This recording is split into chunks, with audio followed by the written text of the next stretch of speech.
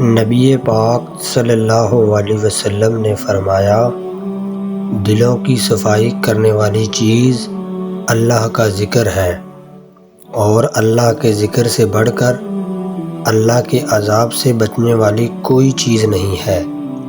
رسول اللہ صلی اللہ علیہ وسلم نے فرمایا، تم میں سے بہترین شخص وہ ہے جس نے قرآن سیکھا اور دوسروں کو سکھایا۔ عبداللہ بن عمر رضی اللہ تعالیٰ عنہ فرمایا کرتے تھے، شام ہو جائے تو صبح کے منتظر نہ رہو، اور صبح کے وقت شام کے منتظر نہ رہو۔ اپنی صحت کو مریض سے پہلے غنیمت جانو، اور زندگی کو موت سے پہلے۔ ربی جعلنی وقیم الصلاۃ ومن ذریتی ربنا وتقبل دعا ربنا اغفر لی ولوالدی وللمؤمنین یوم یقوم الحساب۔ اے میرے رب، مجھے نماز قائم کرنے والا بنا، اور میری اولاد میں سے بھی اے ہمارے رب، اور میری دعا قبول کر۔ اے ہمارے رب، مجھے بخش دے اور میرے ماں باپ کو اور ایمان والوں کو جس دن حساب قائم ہوگا۔ سورۃ ابراہیم۔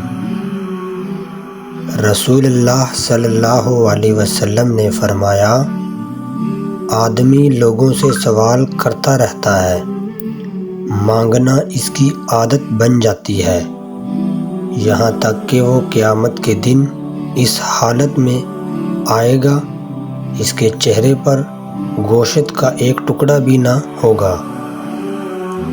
رسول اللہ صلی اللہ علیہ وسلم نے فرمایا، جس نے کسی عورت کو اس کے خاوند کے خلاف بھڑکایا، یعنی بیوی کا دل شوہر سے خراب کیا، وہ ہم میں سے نہیں ہے۔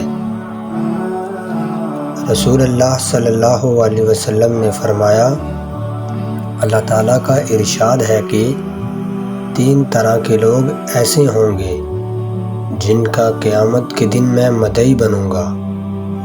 ایک وہ شخص جس نے میرے نام پر عہد کیا اور وہ توڑ دیا، اور وہ شخص جس نے کسی آزاد انسان کو بیچ کر اس کی قیمت کھائی، اور وہ ایک شخص جس نے کوئی مزدور اجرت پر رکھا، اس سے پوری طرح کام لیا لیکن اس کی مزدوری نہیں دی۔